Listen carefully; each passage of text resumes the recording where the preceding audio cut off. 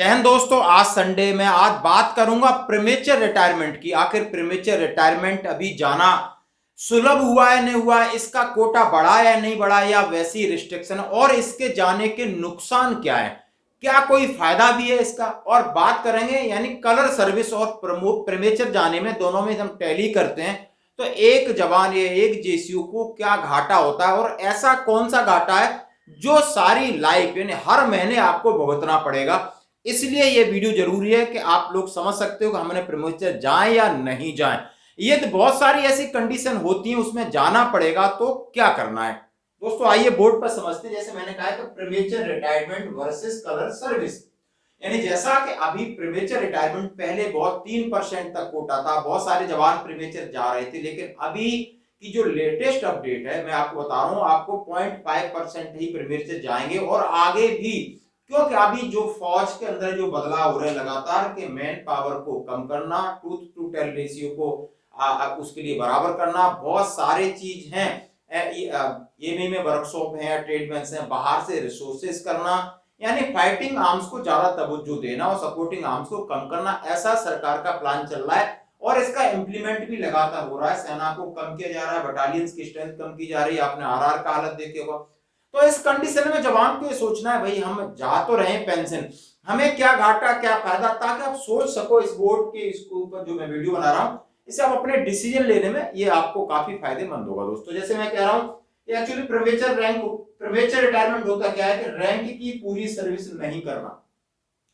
Suppose करो यदि आप नायक हैं तो नायक रैंक की पूरी सर्विस कितनी आप समझ सकते हो, 22 साल है।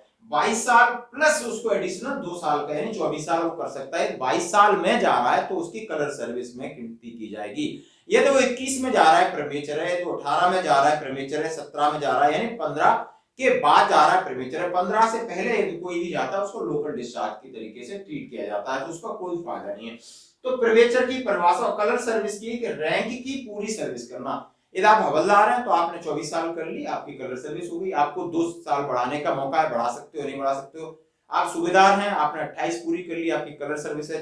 नायब सूबेदार की 26 साल है, नायब की हमने बता दिया आपको 22 साल है। इसी तरीके से हाँ बाकी आप बात करोगे साहब सिपाही का क्या है, किसी का 17 है, किसी का 19 है, इस तरीके से कुछ टेक्निकल नॉन टेक्निकल उन्होंने स्पेसिफाई किया हुआ है। अब बात करते हैं आखिर फायदे और नुकसान का क्या असर पड़ता है। जैसा कि अब हम जाते हैं पेंशन और हमें क्या मिलता है और आजीवन क्या मिलता रहता है, इसके बारे में बात करेंगे। वन टाइम क्या मिलता है, तो हम सबसे बात करेंगे, हमें मंथली पेंशन मिलती है, मंथली पेंशन मिलती है और उसके ऊपर डीए मिलता है, एक चीज मिलती है। फिर हर 5 साल में हमारी पेंशन रिवीजन होती है, जिसको वन रैंक वन पेंशन के नाम से जाना जाता है, पेंशन रिवीजन होती है और हर 5 साल के बाद। और आपको आप इसके ऊपर बात करेंगे, इससे पहले हम बात करते हैं कि वन टाइम आप क्या पैसा लेके जाते हैं, तो हम वो ग्रेचुटी लेके जाते हैं, कम्यूटेशन लेके जाते हैं, लीव इन कैश लेके जाते हैं, एजीआई लेके जाते हैं, अपना फंड्स लेके जाते हैं। इस पैसे से लेकर के हम जब आते हैं तो हम सोचते हैं कि अब हमें आगे नौकरी करना है या नहीं करना है।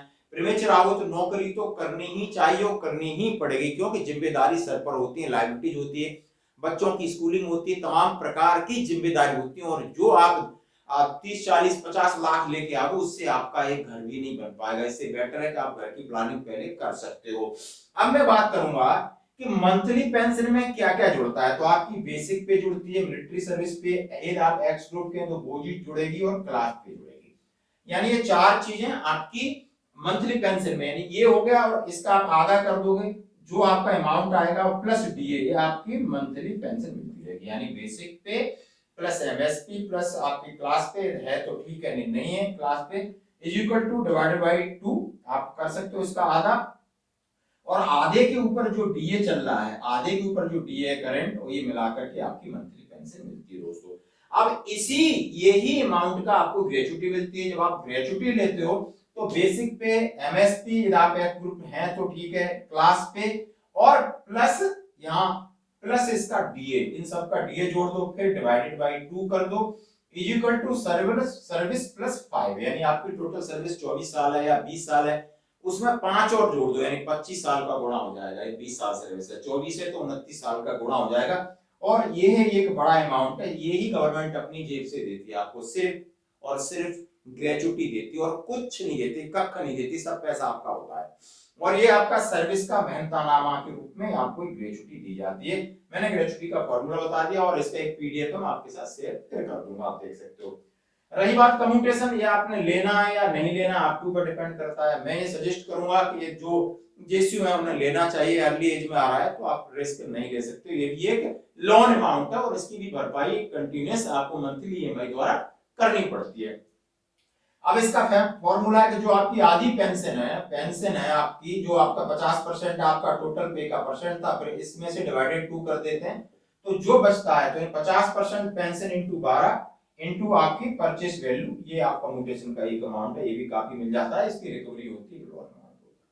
फिर आपको मिलने वाला लीव इन केस, ये आपका बेसिक पे और ओनली बेसिक पे सिर्फ है, और इसका डीए लगा दो, डिवाइड बाय 30 इंटू आपके कितने दिन छुट्टी जमा है उसका पैसा मिल जाएगा। ये आपका पैसा है जो आपका ग्रुप इंश्योरेंस में है लाइफ, और फंड का पैसा जो आपने कटा है ये आपको पैसा मिल जाता है। यानी हमने आपको वीडियो पिछले संडे को बताया, मैं आज भी मुंह खुल बोल सकता हूं, यदि आप फंड को हटा दो तो एक सिपाही जा रहा है 17-18 साल सर्विस करके 30 लाख मुश्किल से, और नायक या हवलदार है वो लगा करके 35 से 36 लाख लेके जाते हैं। नायब सुधार 45 और सुबेदार 48, सुबेदार मुझे 50 लाख तक ले जाते हैं विदाउट एपी फंड। आप समझ सकते हो, इसमें मैंने कंपटीशन लगा रखा है तब, और ये पैसा जाने के बाद आप घर में देख सकते हो। अब आप प्रिवेचर जा रहे हैं तो नुकसान क्या है ये मैं बता देता हूं कि जो पेंशन रिवीजन है आपका वो नहीं होगा। हर 5 साल में आपका प्रीमेचर जा रहे हो तो पेंशन रिवीजन नहीं होगा। 1 रैंक 1 पेंशन 2 के प्रावधान में ऐड कर दिया है। 1 रैंक 1 पेंशन 1 था जो 2014 में रिलीज किया था, यानी तब उन्होंने इसको दिया था कि प्रीमेचर वालों को कंसीडर किया था, लेकिन अभी प्रीमेचर आप जाते हो तो जिस अब ये सारी होता है कि लास्ट पे ड्रॉन, जिस महीने आप फौज छोड़ रहे हो उस महीने की जो आपकी बेसिक पे होगी वही आपकी बनी रहेगी बेसिक पे, और वो बदलेगी नहीं दोस्तों। ये बड़ा सेटबैक है, ये बड़ा धोखा है अभी जो, इसलिए कि प्रीमेचर का कोटा कम कर दिया और बाहर भी प्रीमेचर के ऊपर गेट बंद कर दिया कि इधर जो मिलने वाली राशि वो नहीं मिलेगी, ताकि जवान प्रीमेचर जाने की सोच है ना, रेयरली कम से कम जाए, लेकिन वो घाटे के साथ जाओ। घाटा मैंने आपको बता दिया कि ये आपको घाटा है, और उसके साथ जो आपका समझ रहे हो कि नहीं मैं उसके बराबर है, आप जिस दिन नौकरी कर रहे हो छोड़ रहे हो, आप हवलदार हैं और आप 20 साल में जा रहे हैं, तो जो आपकी बेसिक पे होगी उसी के हिसाब से आपको पेंशन तय होती है दोस्तों। और ये थी आपके लिए जानकारी। अब आपका काम है, और कोई सवाल है मुझे व्हाट्सएप पर कर सकते हो, तो कोई और आपने सोचना है कि आने के बाद आप समझ सकते हो आप कितने एफिशिएंट हैं, कितने क्वालिफाइड हैं, आप बिजनेस कर सकते हो या सर्विस कर सकते हो, या आपको डीएससी में जाना, ये आप देख सकते हो, क्योंकि यहाँ बहुत ज्यादा ही कंपटीशन है, या बहुत ज्यादा ठगी है, या बहुत ज्यादा करप्शन है, कुछ भी समझ सकते हो। लेकिन इस माहौल में शायद वो ही फौजी एडजस्ट हो सकता है जो फौज के अंदर बहुत ही ज्यादा दिमागदार हो, बहुत ही ज्यादा सिविल वाली चीजों के साथ हमेशा अटैच रहा हो। यानी जो फौजी फौज में रहते हुए सिविल के चीजों कामों से अटैच रहा है वो तो यह सेट हो जाएगा, जो बिल्कुल फौजी बन के रहा है हमारे तुम्हारे जैसा, वो यहाँ बहुत ही मुश्किल है, बड़ा ही रेयर है। धन्यवाद दोस्तों, वीडियो पसंद आए तो जरूर लाइक करें और चैनल को सब्सक्राइब